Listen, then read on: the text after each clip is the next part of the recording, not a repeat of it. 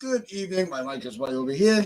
Welcome to Pinstripes After Dark. And for some reason today, I am not having any luck with any co-hosts, but that doesn't mean we can't all just have a good time. So there's been a few headlines, and I know this morning's show was a little unorganized, and chats were all over the place, and it's all good. It is what it is. But it's if anybody caught the stream on NYY News. What's going on, NFE? If anybody caught Pete's stream with actor, no Bull Twins today. Maybe Sunil will pop in. But if anybody caught, here he is now. See, I am not solo today. So what's going on, Sunil? What's going on, man? It's sorry, I had a little. Just getting going. I had a little. I just had a little technical difficulties on my computer, just delayed sign in and whatever crazy. It's all good. It's all good. Yeah. But All I right. caught a lot of I wasn't able to catch all of it from work, but I caught most of Pete's stream, and they were talking. Just playing pickleball. But I'm doing. Right. I was saying I was going to combine a little NFE favoritism along with the pickleball. If you see the name and the headline, and NFE can attest to that. What's going on, Dev? But on Pete's stream, they were really diving deep on everything from the Yankees from the year. And some talking points going into next year. The thing that really came out today was the assurance from our inept GM in the front office that pretty much Boone's job is safe. He'll be back next year. Wait, did you say inept? Did you say inept? He's garbage. Our garbage GM. Wait, I thought the inept one was across in Queens. His name is Inepler. That's true. All right, so we'll just have to say garbage Cashman.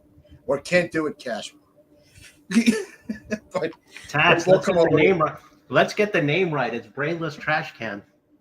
Brainless Trash Can. All right. So we'll just go with Trash Can. We'll shorten it up. Yeah. But it's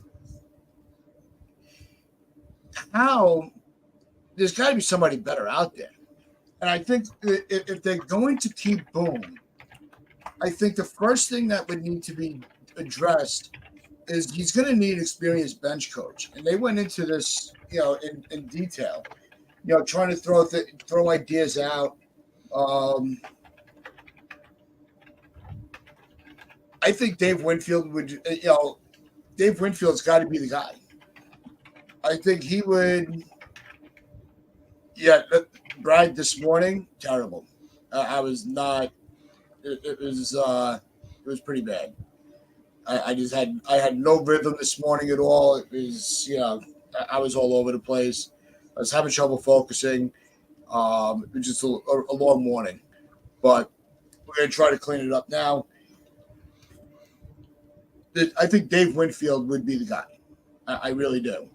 He's got it for a bench coach. If they're going to stick with corners, I have another interesting idea, but I'll let you finish first. Now, I think what he needs, and a lot of the other issues that Boone's having, he doesn't have the right voice in his ear during the game.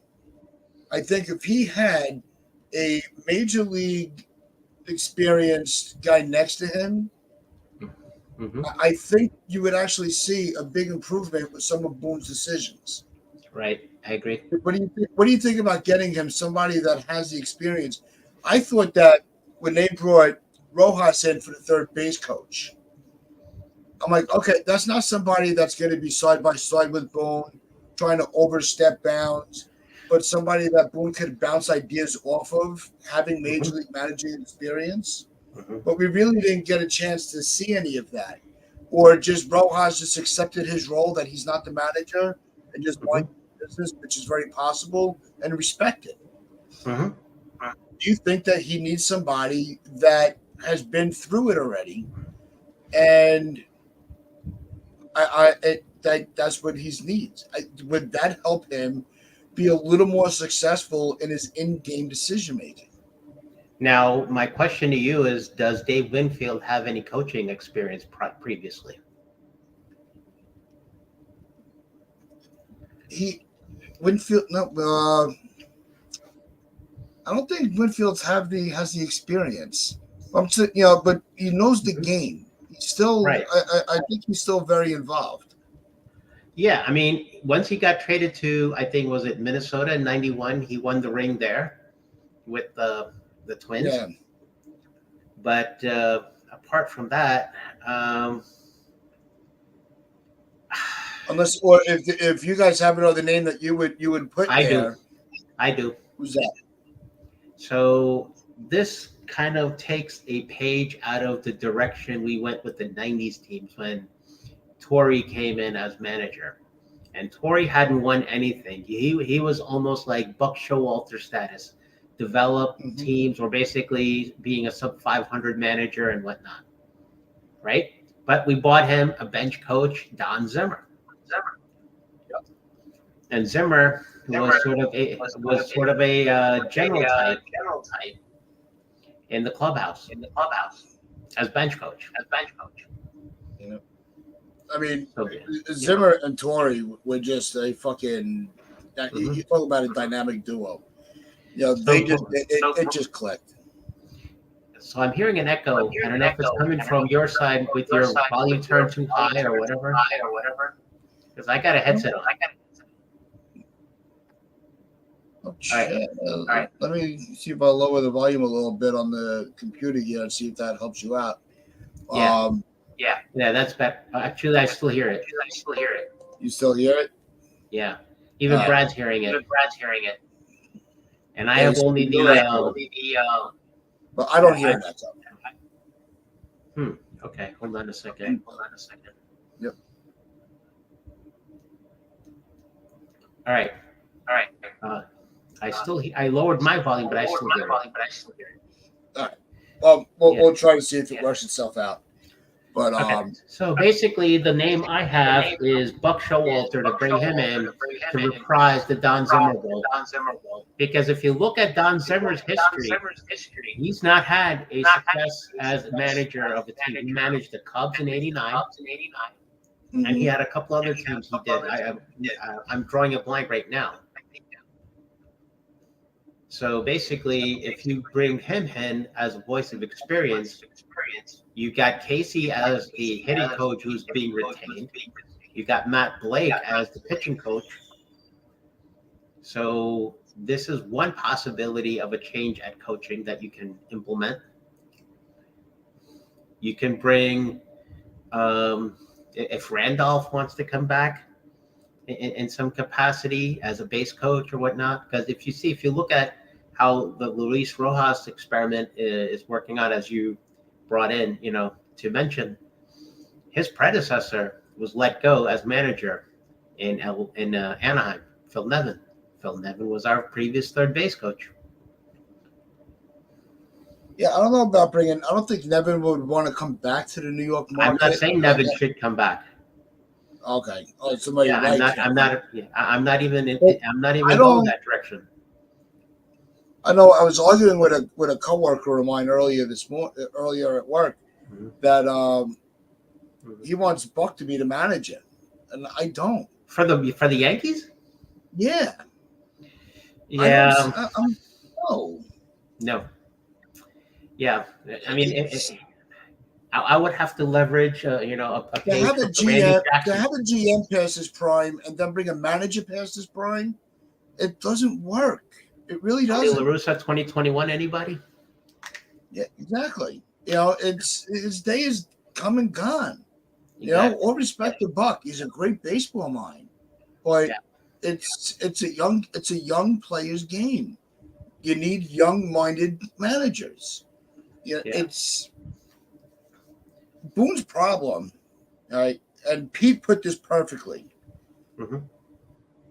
Boone is the good cop Mm-hmm. to the 10th degree. Right. He needs a bench coach that's going to be the bad cop now. He needs that yin to his yang. And Yeah. I really think that would really get the player, keep the players on alert. Mm-hmm. He's going to need somebody that's got the balls to say, that's not working. Yeah. And not just keep patting everybody on the back. It's this participation trophy mentality. It's everybody's a winner. No, Mm-hmm. no, they were losers this year. They Yep. lost. Yeah. It's unacceptable. You don't get a reward just for showing up. It doesn't work that way. You know. I don't understand how. I mean, that's what I believe. They're all celebrating that they were above 500, the 31 game streak. I talked about it a little bit earlier. Mm-hmm. It's something's got to give. You cannot go and say this was a winning season. No, you have 31 years of finishing with a winning record, but to call it a winning season is not. It's not. They need to complete the criteria and say this was a winning record season and leave it at that. Yeah, exactly. Yeah. Calling it a winning season, that's to me. That's why I came up with. I started using the term. It's a participation trophy. Right. We don't celebrate participation trophies. And this is the second longest stint for the Yankees to not have a World Series. This is the second longest drought since the period between 1903 and 1920. Yep. Yeah. So we've got some issues to settle this off season, I should say. Yeah. Yeah. No, now, a lot of going to Brad Jewis's comment, I was not looking at the managerial resume for Buck Showalter. I was looking at the managerial resume for Don Zimmer. I know he was on the Cubs as manager in '89. He guided that team to the ALCS. So just a little misunderstanding there, Brad. It was that the earlier discussion was about Don Zimmer's managerial resume before becoming the bench coach for Joe Torre during the '90s era Yankee teams in the dynasty days.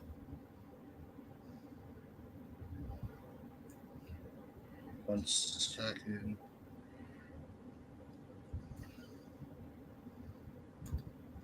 So now, if you bring in Buck Showalter to try to reprise that role, and if you also try to convince somebody of perhaps either a Derek Jeter stature or somebody else to kind of reprise the head of scouting, kind of like how Gene the Stick Michael drafted, or rather he scouted the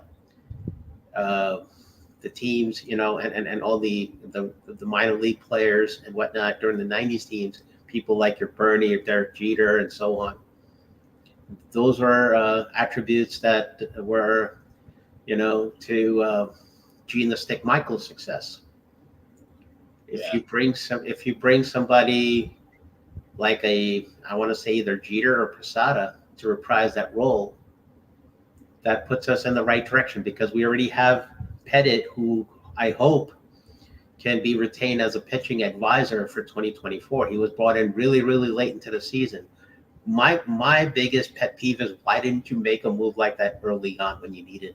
And the biggest pet peeve that this season failure was attributed to was too much of Dylan Lawson. Hit strikes hard. Dude, I mean, if you're not going to define a strike for your hitters, we know the hitters are, professional ball players from anywhere from, the entry level at the rookie level, like a Volpe and a Cabrera and so on, and Peraza, all the way up to the veterans like Judge, Stanton, LeMahieu, Cole, and so on.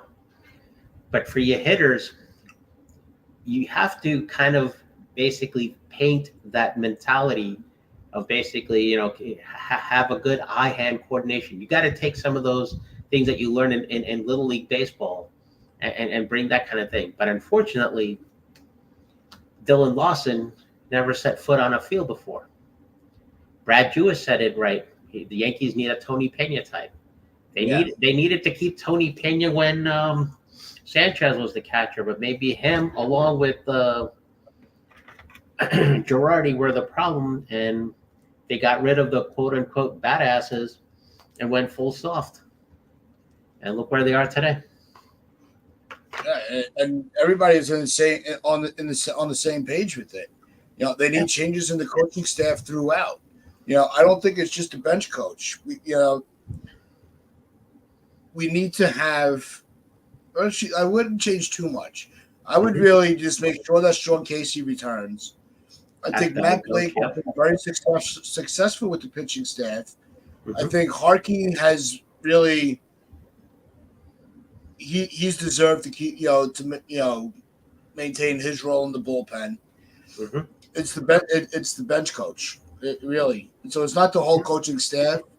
One change can change the whole dynamic in that dugout throughout a game. You got to bring in key players who've been part of the teams that won rings. Your Pettit, your Jeter, Posada, Cece, Tino. Well, even Brad brings up another couple of names. It's Jorge or Tino. Tino Martinez. I wouldn't mind Tino at all. Tino would hold people to task. He would hold them to task. Yeah.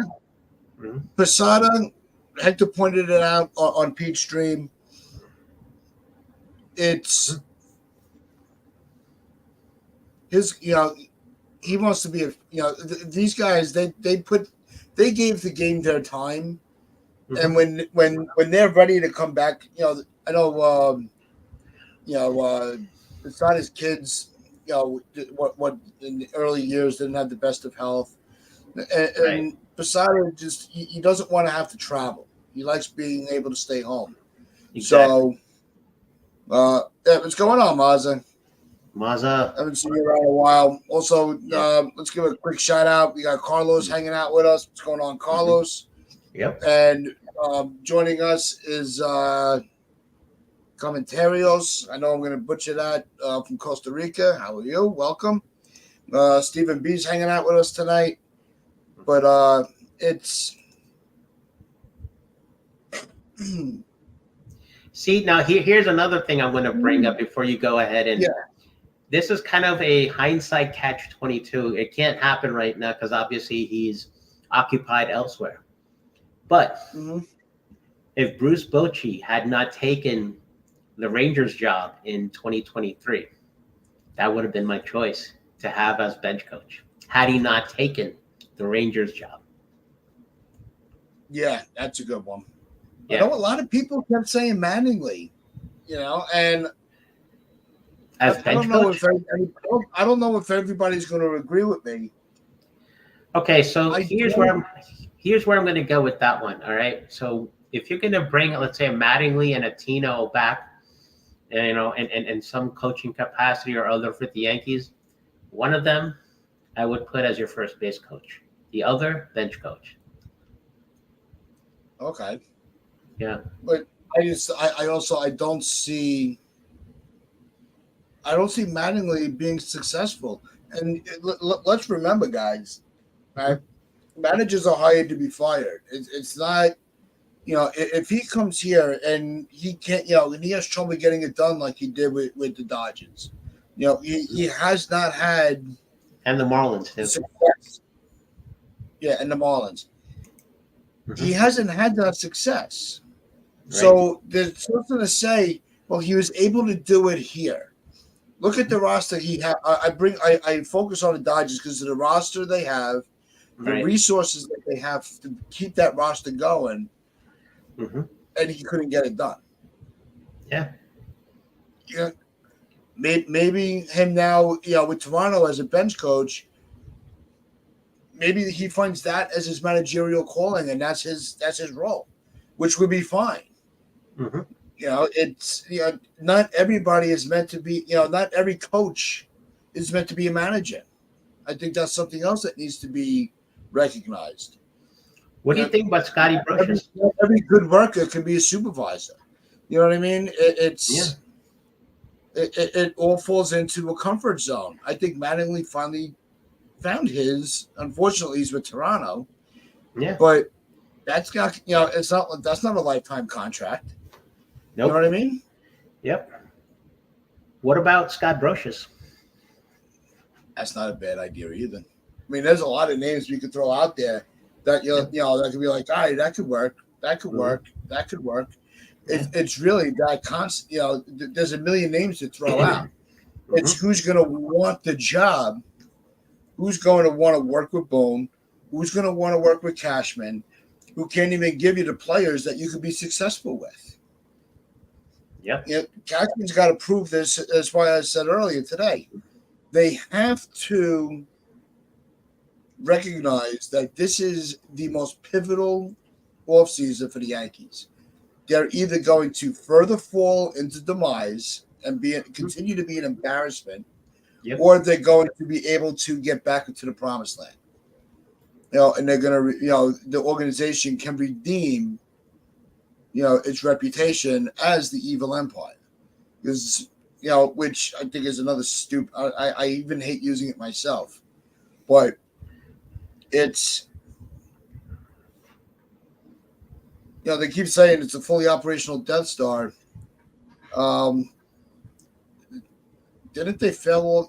Aside from blowing up one planet, didn't it fail every single time? Mm-hmm. They kept blowing it up. Yeah. It's time for the Yankees to blow things up. It's not a Death Star anymore. It's more like it's not a Death Star. It's a Dead Star. Yeah. Exactly. Yeah. What's going on, D-Rod? Thanks for coming. D-Rod, NFE is 2 time zones behind you. What are you talking about? Him still being awake? He's 2 hours behind you. If you're East Coast. Hey, I'm surprised that all of us are awake. Yeah. Well, I just got back from my usual exercise routine, so I'm. Yeah. Nope. Yeah. Got home from work. I actually got out a little early, which was nice. Yeah. My boss had to take the night off, so I got called in early to kind of take the reins from the day shift. But let's have a little fun now. Yeah, Tat said it. He's going to take over bench coach for Boone. He's going to definitely have an earful in Boone's ears. You heard him just say it right now. He took over the reins. I mean, he's got the gossip going for a reason. Yeah. Oh yeah. No, it's if that's what it's going to take, let's get it done. Yeah. Believe me, I'll. NFE, I choked and kicked people this morning. Choked and kicked over what? NFE, explain yourself. It's the MMA. Okay, well, yeah, NFE's going to be in Cobra Kai season 6. That's basically what he's setting himself up to be. He's getting ready to audition.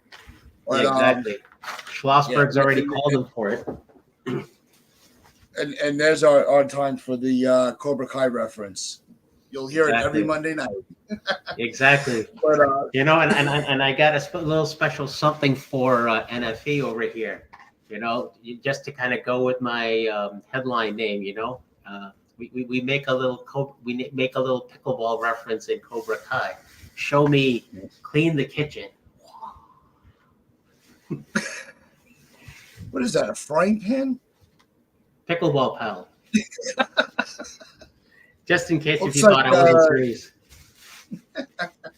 Just in case if you thought I wasn't serious. All right, before we switch it up, all right, because D-Rod throws in makes a really good point. Most successful players now make millions. They're not going to be coaches unless they really, really love the game. Exactly. And I think that's the comment of them all. Players make so much money, they don't need to keep working. Yep. It is kind of sad. You gotta, like that stupid, like that's not a stupid saying because it does make sense. find a job you love to do. You'll never work a day in your life. You know, not everybody is meant to be a lifer in at work. Uh, Eli's depressed as a Giants fan. I'm sure a lot of them are. Dude, the G ladies outjested the Jets today. I'm Oh, sorry. play nice. They outjested the Jets. The Jest is basically another anagram for Jets. All you got to do is turn the S and the T around. Jest is the joke that keeps rewriting itself on a yearly basis, and it's been doing that since 1969. I think D-Rod and NFE are. Mm-hmm. Yeah, they're going back and forth at it. Hey, nah, they're good. They're fine. Yeah. But it's So LA is going to go full troll on the Giants in season needs for changes. First, he's going to go. Let's fire Brian Dable. Let's also replace our $40 million quarterback, who is the next lookalike of Jim Carrey's character from Dumb and Dumber. If you look at pictures of Daniel Jones and Jim Carrey's Dumb and Dumber character side by side, they almost look alike. I kid you not. No, we know you're only kidding, guys. It's all funny with YouTube. And LI agrees with you. They outjetted the Jets. But let's get to some of the fun stuff, right? Yeah. So a lot of you saw that I recently got my my newest tattoo for my granddaughter, and I did one. There was almost the topic that I wanted to kick the show off with when we started it. But I wanted to wait until the off season because I knew it was going to be a very bad landing for the Yankees. So something that this is why we need the show, just to kind of step away. Little the baseball, get the business out of the way and then head to the party. All right. Bad landing? Yeah, it was a crash landing. Dude, that flight disappeared off the radar like Malaysian flight MH17. I don't want to reference any of the real crashes because I know, but I mean, this is kind of like it's kind of symbolism, even though it's unfortunate. It's not a reference to be made, but this Yankee team just was a complete no-show on every level: coaching, execution, discipline. Yep. Yeah.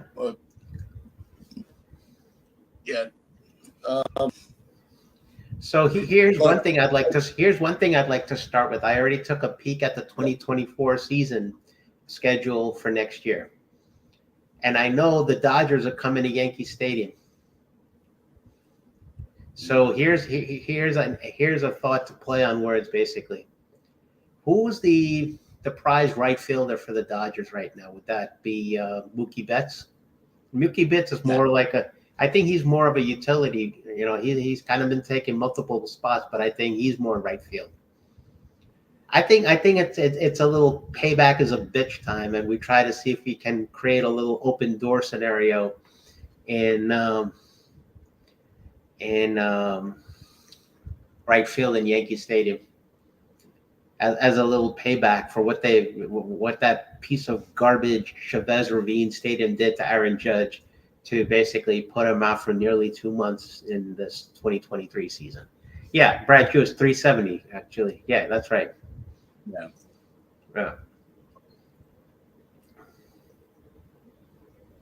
Yeah, and Steven nails it on. Only 4 players that showed up was Judge, Cole, King, and Schmidt. I think we could put second half Glaber into that too. Yeah. Glaber held his own. Well, basically, offensively, with the replacement of Casey in lieu of Lawson, you can partially put LeMahieu in there too, to a certain degree. But he's, again, I know Li is going to go off on this, so I'm going to preface it right away. Li wants LeMahieu in Arizona. And to his credit, I do want the Yankees to get younger. And I have been saying that the middle infield should be Volpe and Peraza. And then basically you go get either a Heimer Candelario or some other prized, stud at third base. And if that has to happen, that the other byproduct of that is trading Torres. And Miami has been hot and heavy on wanting Torres. If we can get that Braxton, reliever. Yeah, Braxton. What's his last? I'm drawing a blank on his last. Garrett. There you go. Thank you, Braxton Garrett. If we can get him back as for a bullpen piece, and if we get maybe another minor league prospect who's on the cusp of being ready, potentially a third baseman. All right. Okay, LI brings up Arias coming up. Okay, so then who do we? So we keep Arias at second base, or put Volpe at second base and Arias at shortstop. Is that what you're saying, LI? Yeah, when you want LI to play, that's the key. Because I think that aside from Yamamoto, right, Soto's got to be the next priority on the. He's got to be the 1A. When you get a guy like this on the market again, you have to attack on it. The trade is going to hurt. It's going to, but again, I'm going to reference Pete's stream because he had himself, Hector, he had on with him Mario, Kevin, and why is his name Francis returning? And Christian, right? I mean, there were the 6 of them, and they killed it. It. Yeah, I'm going to rewatch it. When you get a guy like this on the market, you cannot have, right? They already passed. They already missed out on. They made the mistake with Harper. They made the mistake with Machado. They've passed on so many people. Correa, you wanted to put him in the mix. They can't keep passing on these guys because they want to hug these prospects. Brad, you're right. It'd be criminal to miss him a second time. But here's what I have to attribute to that whole Soto discussion, though. Would San Diego want a recovering half year of Dominguez as part of that return in the trade? Or do they go for maybe Spencer Jones or somebody else? No, what I do is because they want ready play. They want some ready players. Here's what I give them. I give them Spencer Jones. I give them Pereira. I give them Schmidt, and I throw in one of our top prospects. So I'm going to disagree with you on Spencer Jones only because he's got the moniker of being what everybody's touted him to be, the left-handed Judge, or what I like to call him personally, a Paul O'Neill type. We'll get that with Soto. He's a lefty. I get that. But Spencer Jones is more the contact hitter. Soto, he has been a contact hitter, but his moniker is more of a power hitter. And having Soto and Dominguez together in the same lineup once Dominguez comes back, I see a little bit of redundancy, and that's where I'm tending to shy away. So what I'm going for basically is we need to get another left fielder, and I agree with you on Pereira being put in as part of that trade. If we got to trade him for something. In lieu of is Herman a free agent along with Sevy this offseason? No, I think Herman still has one more year of arbitration, and then he's out. So they can release him and not get work. They can just outright him, which I think they'll do anyway. Yeah, so I'm done with Herman, to be honest with you, because he's had 3 different stints of trouble. Yeah, I'm done with him because the old adage, the best ability is availability. 2019, that whole domestic violence, the wife beating, the girlfriend beating situation. He was gone at the most key time of a Yankee season, postseason, October. From the very last, maybe 2 weeks left in September onwards, he was gone, if I'm not mistaken. We could have used him. That could have helped us turn the Houston series a little bit more competitive. Instead of 6, it had the option to go 7. So Yeah, yeah, right. Brad Hughes is 1 year He's left. got So 1 year. I would put But you can eat that and let him go. You can't have him back in. He can't be in the equation. No. That's a Yeah, foregone so conclusion. yeah, so you either put him in a trade or you just outright him or eat that 1 year. Now, Either Sunil, way, he's got to go. You mind if I make Eli's head explode for a second? Would that bother you? All right. Go for it. Go for it. If the Padres turn around and say, look, we'll take Pereira, we'll take Jones, we'll take Schmidt, but we want Thorpe. Do the Yankees pull the trigger and say, deal?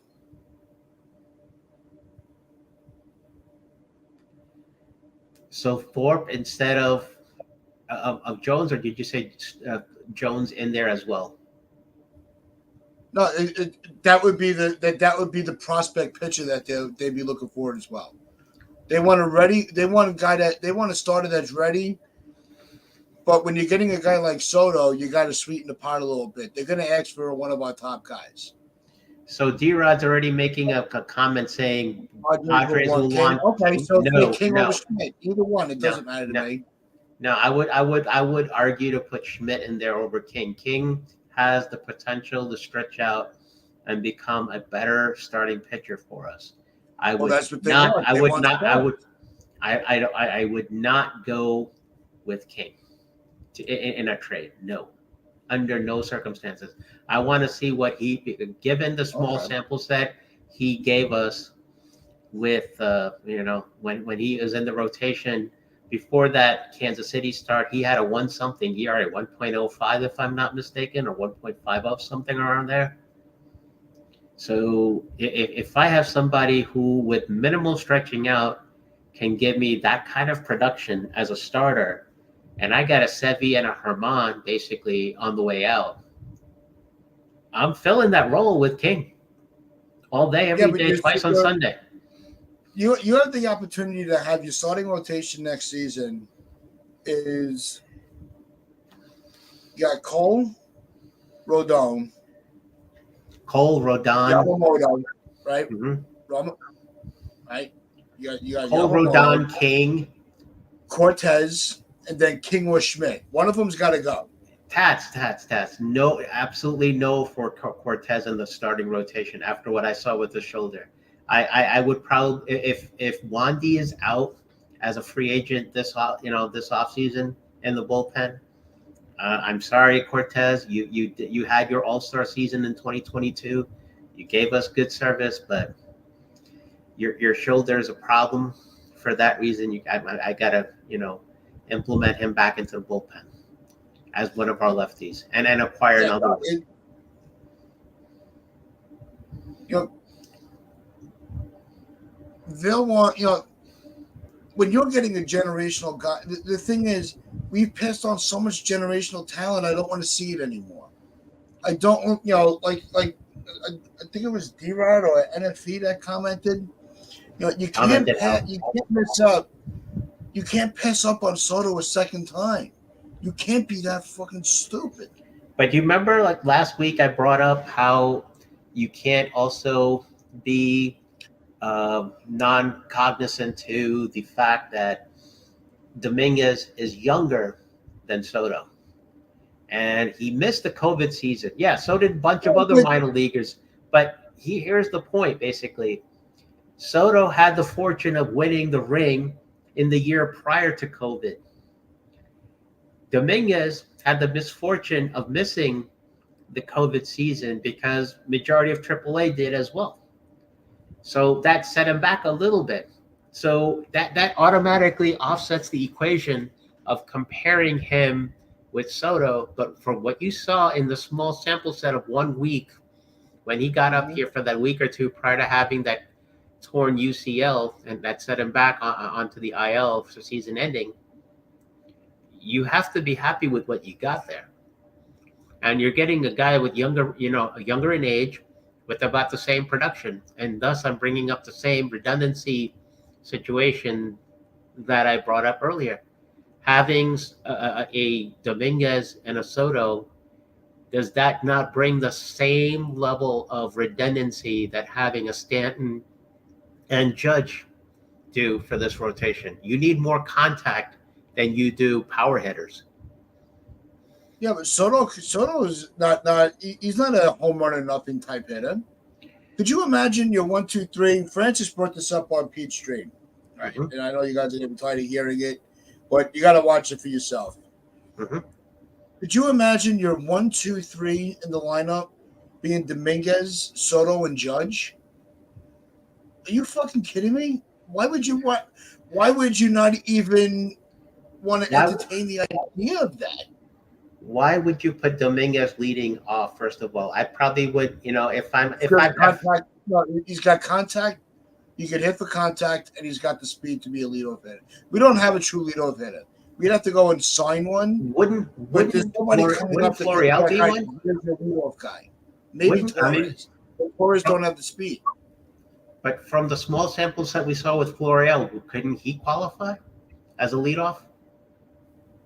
If he's not if he's a starter, yeah. If Florial is your leadoff guy, that means that you missed out on Soto, you whiffed out on Bellinger, because we didn't even get to Bellinger yet, and hold on. What's going on, CC? So here's what I'm saying. So if Yankee Nation is hell bent on getting Soto, he could potentially be your answer in left field if there is a successful agreement on a trade. And then you could have Florial in center. Soto in left field? I would think so. Yeah. Left field Soto, center field Florial. Until Dominguez comes back, right? And Judge and Wright. Yeah, there's your outfield alignment. When Dominguez comes back, you have Florial now back into your fourth outfielder role. While Florial's playing center field, you still have Cabrera to be your backup infield, backup outfielder. The fix is it's right there. What I don't understand, I'm trying to see. I understand. Stephen B brings up a valid point about Jung Ho Lee being a good opportunity for a leadoff hitter. Look at Stephen B's comment. Stephen B. He said, I think the Asian outfielder Jung Ho Lee might be a good fit as a leadoff hitter. And supposedly like that's fair enough. Yeah, I could see that. No, I understand Soto's not going to want to sign till he's a free agent. But here's what I do, Li. Right? And if you don't agree, that's fine. We try to respect everybody's points of view, and I don't think anybody. And I'm not saying anybody's been disrespectful. Right. I think missing on Soto would be a big mistake. I think not going balls out on Yamamoto, big mistake. Right? I'm not disagreeing with you. I'm not disagreeing with you, but I do see one risk happening here. What's the risk? Padres know that Dominguez is hurt and he's not going to be back until after the second half of the year. I'm sure they would want somebody like him as part of the package over Spencer Jones as far as an outfield prospect, goes for a return package. And when there are three guys that I hang up the phone for. If they ask for Dominguez, Volpe, or Peraza, I hang up. Those are three guys at Wells. So let's say those four. I say, all right, we're not going to give you Thorpe. We're not going to give you Dominguez. We're not giving you, Peraza. Say there you go, all right, well, then give us Ben Rice. Give us something. Give us somebody that's promising. Give us somebody that can replace Soto. Because the other thing, and it's been brought up, he's not signing a contract till free agency. So it's not like you're getting him with the promise of an automatic extension. But here's what you do. And I said this on the stream last week. Okay. And you're and that's fine for you. Tatis, I don't know. I don't want No, that job. absolutely no. I'm not. Tatis under no Tatis is a circumstances. phenomenal talent.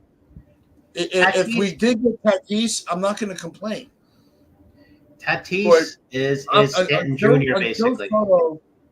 Until Soto signs a long-term deal with the team, Mhm. I'm still holding hope that the Yankees can get him and lock him up.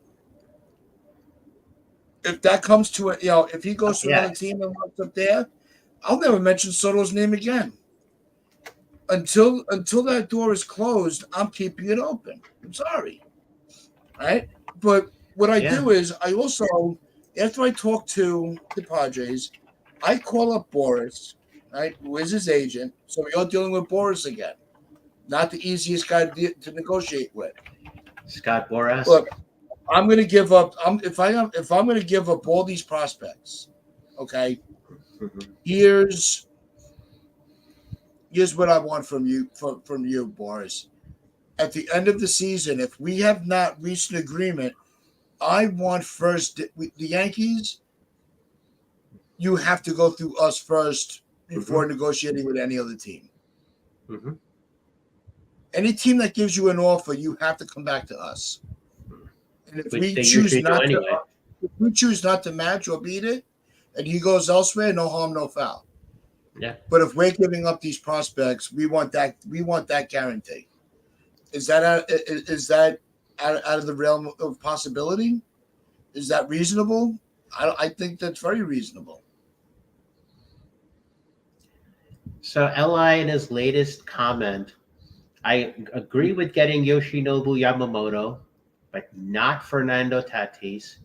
Ryan McMahon, maybe. And that's another guy. If they were able to get him, I'm not going to think about it. Yeah, but Josh Hader, I see as another anti-disciplinarian like Rodon, basically. If you saw the game he pitched against Kansas City and turning your back on the pitching coach, blowing kisses to the fan like he did in LA, he basically stopped short of being another Blackjack McDowell from 1995 or 94, whenever that was, that he gave the finger to the crowd. I see Hader as that type of guy. He's got the closer credentials. I'm not arguing that. I just don't think he can't handle New York, though. Hader is a small market pitcher. He was more successful in Milwaukee as a closer, but then he got tattooed like a piñata when he, in his first few starts, when he, his first few outings, I should say, out of the bullpen when he got to San Diego. His ERA ballooned like, somebody's A1A going up, and essentially declaring them a diabetic. And I'm just trying to come up with analogies here. Hader, in San Diego had a big payroll only because they had the big TV deal to support it. And that was the basis for which they decided, hey, we can go all in on players like Bogarts and Machado, Tatis, and all these, hot studs. Li, no, he cannot handle New York. Sorry. No, he can't. Look, we got Chris the Flash back. Chris, how has everything been? Good to see you back on the streaming. Mm-hmm. But no, Hader, this is a guy that said to his manager, he was pissed. Don't put me in a 4-out save. I'm a ninth inning guy. We don't want that ego. Yeah. Okay. We don't need any more me first types. We already had Donaldson. We already saw how egregiously bad the Donaldson experiment is. Mm-hmm. Regardless of position, somebody plays. We don't need any more drama in the clubhouse. Period. End of story. Discussion closed. Yeah. No, we don't need any more Josh Donaldsons in this clubhouse. No, and good riddance to him. I don't care. Mm-hmm. Donaldson he can hit the lottery for all I give a fuck. I really don't care about him. has I only would pitched probably 4 go out. with the I would probably go with the Bednar or somebody else. If there's Yeah. somebody out there in free agency as a closer. Yeah, but I mean, sometimes you have to go for the 4 out or 5 out stage. Sometimes the game just dictates that. If you're gonna, why would you get a guy that you can't? You can extend 2, 3 hitters. I'm yep. sorry, we don't need it. That's not helping. I mean, Mariano Rivera Jr. isn't coming in anytime soon. Yeah. You can't get the guy to do the eighth or ninth inning closing duties anymore like he did in the '90s. No, if it After was, Wetland left. yeah. No, the days of Mariano's are done. I know. Yeah. Why would he? Because his manager's asking him to do it. See, that's the other problem. These players are not the fucking boss. The manager is, right? There are sometimes we don't want to. There are times we don't want to do the extra work, but when your boss tells you you got to put a little extra in, and you tell them to go fuck themselves, in a way, no, we don't need you. Exactly. We don't need that. We don't need any of that toxicity. We're trying to get rid of the toxicity. Why bring in more of it? Sorry. Yeah. I don't care. I don't care if it's game 162 and you haven't won a game all year and you are just dead to the water. You better be playing to win that game. And you better be able to say to your manager, whatever you need me to do to help you win, I'm your guy. And if he's going to be like, okay, well, I need you to do we're going to bring you in for a 4 out save. And they're like, no, I don't do that. Fuck you. Get on the mound. Yeah. I mean, Aroldis Chapman at the beginning of 23 signed that 1-year prove-it deal type with Kansas City. And then within a short couple of months into the season, got traded to Texas with the Rangers. He's been shitting the bed somewhat, too. I'm just saying.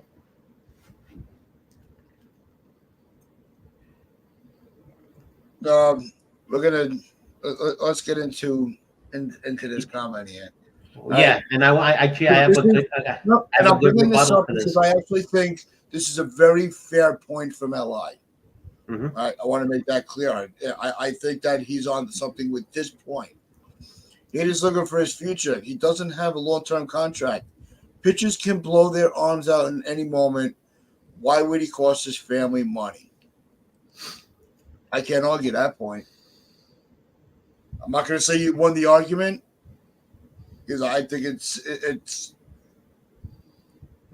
just a back and forth battle. Let me rebuttal that with something of my own. You see pitchers like him and Chris Sale who are tall and lanky and brittle. That's another point of it. Yeah, so you got to change your mechanics a little bit and preserve. If you're talking about blowing out your arm, you got to basically change your mechanics. As for somebody like Sale, I could foresee him shortening his career. Unfortunately, he could be the Tim Tebow of Major League Baseball. Tim Tebow came up as a stud with promise at quarterback and whatnot, and his career just died an early death. He's nowhere to be found, other than in the ESPN broadcast booth somewhere for college football or whatever. It's a lot of these arguments you can go round and round on, which is fun. Mm-hmm. I enjoy doing it. Yeah. So my rebuttal to LI is not about money, but it's about mechanics too. The physical aspect, the physical component of the game also has to be looked at there.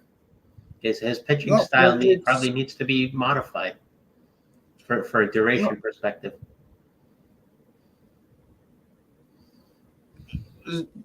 D-Rod's counter also, right? When a pitcher blows out his arm in the first year of a 10-year contract, it's costing the team and the fans money. Yeah. That could be anybody. You don't think that people had a point when they were saying, well, this is, when Judge went down, even though it was a freak injury, You don't think that there were people that were right to say, well, this is why I didn't want to sign him? Well, That's how they felt about it. I'm going to take D-Rod's comment into a different context and replace pitcher with player.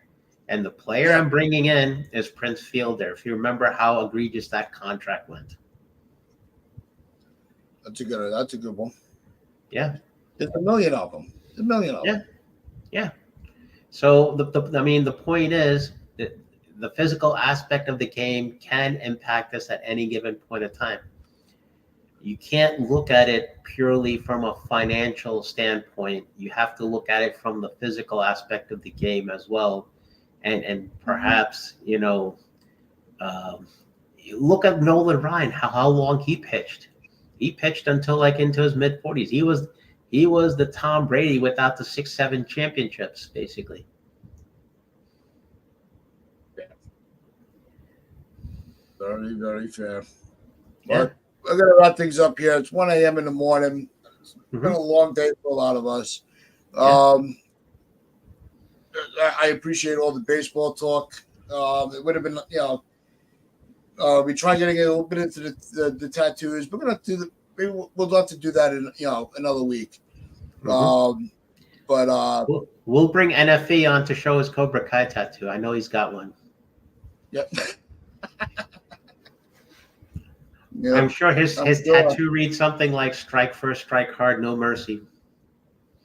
Well, LI's got his back tattoo with Brian Cashman's face. Oh God. Yeah.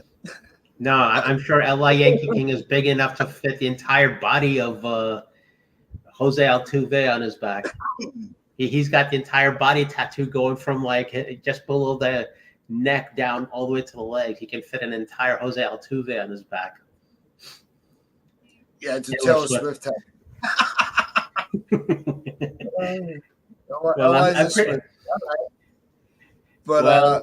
I'm sure you all also saw the Taylor Swift the memes that were out there.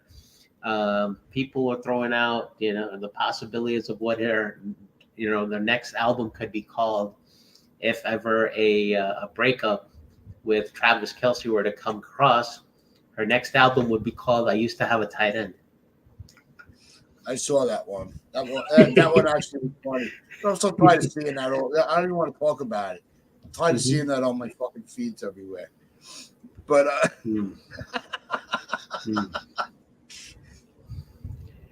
What? You are such a good sport. I love you, bro. Who told you the matching tats? All right. But before this completely goes into chaos. LI, first of all, I think Jose Altuve is a little taller than Bobby Tats. Sorry, not sorry. You might no, he's actually taller than me. Yeah, he's probably 5'6", 5'7". Me? No, Altuve. Oh, him? Yeah, I think he's 5'7" or 5'8", something like that. Yeah, so he's probably as tall as the twins then, from Big Blue. Yeah, I'm only about 5'5". So. But that's going to wrap things up for Studio and I. We appreciate everybody that hung out with us tonight. You know how it works. If you haven't, hit that like button, hit that subscribe button, tell your friends, tell your neighbors, tell the stranger standing on the corner. And as we always say in the Pinstripe Chronicles, wear those pinstripes of pride, and swing those pickleballs paddles. Have a good night, everybody.